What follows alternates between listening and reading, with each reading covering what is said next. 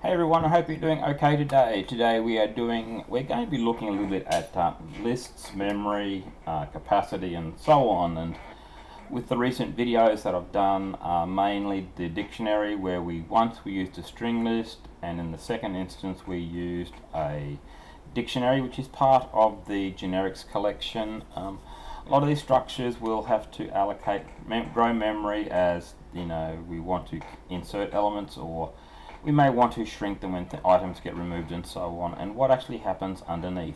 From the outside, these structures look simple to use, but underneath things happen, and it's handy to know what happens because it can help us to make our programs more memory-wise or more performant, in how they behave. So let's dig in, shall we? And to do this, by the way, we've also created a little memory manager of our own, but really all it will do is just go over here, is to basically insert itself between the real memory manager and the program, or the program and the real memory manager, so that what will happen, you'll see here, is that the old memory manager gets called, the result gets passed back, and we collect some information along the way and provide some feedback to the user. And this is all wrapped up in a little tiny console program, and we are going to be using a string list to demonstrate this.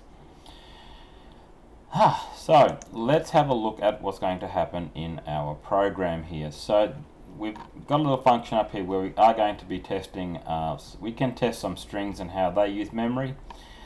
But the main one here is using a string list, and we are going to be inserting a number of strings into that list.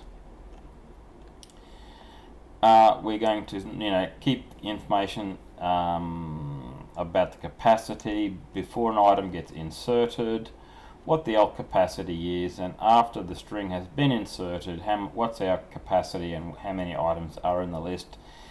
Then what will happen is we're going to then delete all bar one item, and again we can look at the capacity and the count, and then I'm just going to clear it properly, and then we're going to restore the old memory manager.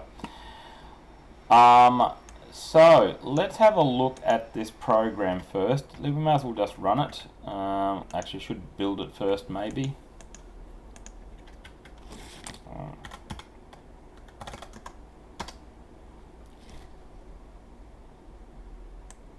So first of all, we can see that memory was allocated 71 times, memory was freed 71 times. Whew.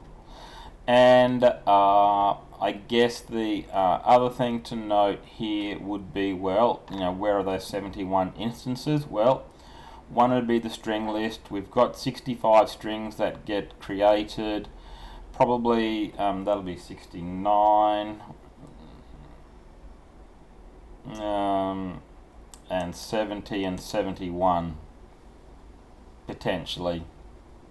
Anyway, hang on, we've got 4 to let's see. We'll see what happens in the underneath, shall we? So when we want to actually add a string, say, into a string list, and we'll jump down to here and see what happens.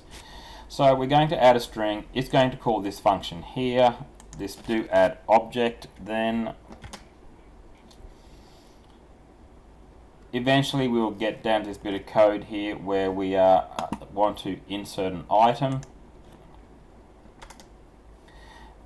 When we insert an item here, it's going to go from here into here, and if we are at capacity, then we want to grow the size of or the increased space for the number of elements. Underneath, what sort of happens is the lists in Pascal use dynamic memory. So we've got pointers to strings or whatever we might be storing, depending on the structures we're using, of course. And that's why you can see things like this part here. But we are more interested in, well, we've got nothing in the list. We've got the capacity is nothing, the count's nothing, so we need to grow it. And when we want to increase the amount of memory, we're going to, the string list and all the lists will have a similar sort of algorithm where a new capacity is determined, and that will be set as the new capacity. So we go from 0 to 4, then 4 times 4, so that'll be 16, 64, 256. And once after 256, well, then we're going to grow by a percentage. So now here we don't have the memory being allocated yet, but when we go into this set capacity function, this is where all the hard work is done in relation to memory management. Here is what's going to happen when we grow the size or increase the amount of memory that we need to store, let's say, a string. This part here will happen, sort of like on when we try to insert, let's say, the second time through when we need to allocate, more after we've allocated more memory. So anyway, so basically we allocate space for the new capacity. So we're going to go from 0 to 4 in this instance here. There is no memory, so that's all fine. There's nothing to copy or free. And then we go from the memory we've just allocated here becomes our new list here.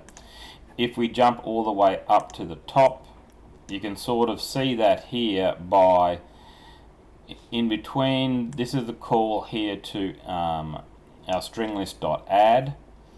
That memory was allocated for four strings, and we can see the capacity is 4, and we now have a count of 1 and 3 spaces, and like I said, we're full when we hit 4.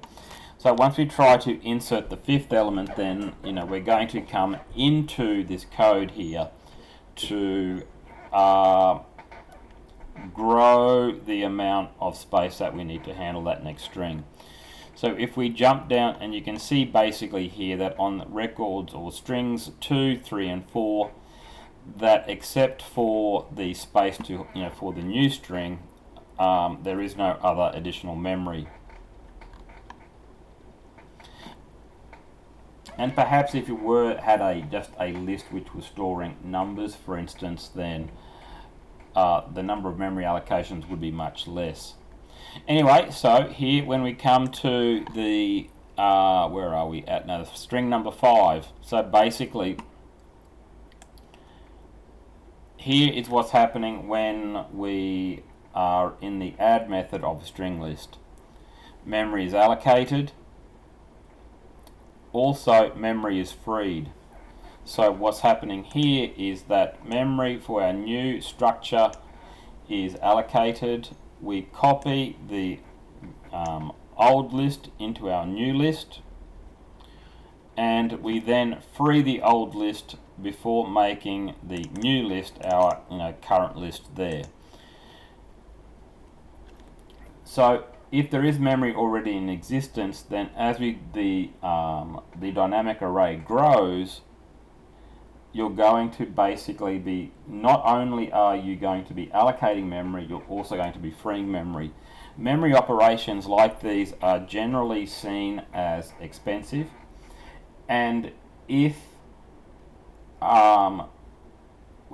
you know ahead of time how much memory is going to be used or how many items you'd want to store in your list or string list, then by setting capacity can help to reduce the number of these operations take place, and can make your programs more memory wise and performant.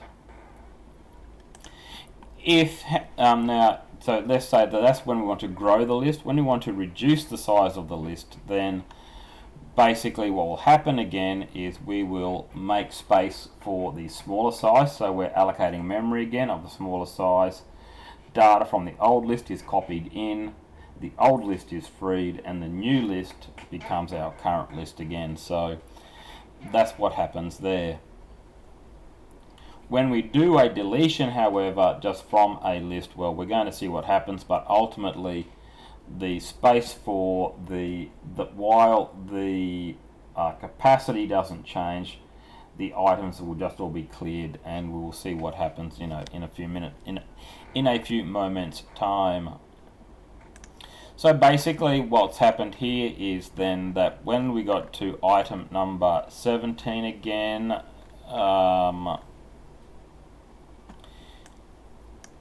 here we go through that double combination of getting more memory, freeing memory, except copying memory, and so on. And here we can see that the capacity was changed, and now we've got 17 spaces out of 64 in use. So basically what this tells us is then that a list, whether it's a dictionary, a generic, something of the generic collection, or a T list or a string list, then you have both a count and a capacity. The capacity is how full can I make it, and the count are how many of those spaces in use at this moment in time. And strictly speaking, when you look at the count being 17 and the capacity being 64, logically 18 could be pointing to anywhere or nothing. So now we're going to jump all the way down to the end here. And here when we were adding the 65th element again, we go through that process of freeing and adding, getting memory, and now our capacity is 256. So now what we're going to do here next is to free the memory of most of those strings. So we're going to just leave one left in the list. So let's go back to here. And here's where that's happening. And then we're going to output the count and the capacity again. So our count is now 1 and our capacity is 256. So there's 255 blank spaces. And then when we free the list, any other space that was in use is now freed. So you can probably think of the string list, ltemp, couple of strings, the ltemp and the and so on.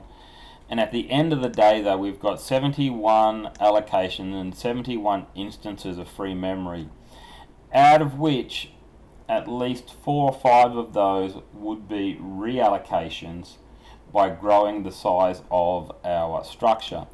So what we could do here is to say, let's say sl.capacity, C-A-P-A-C,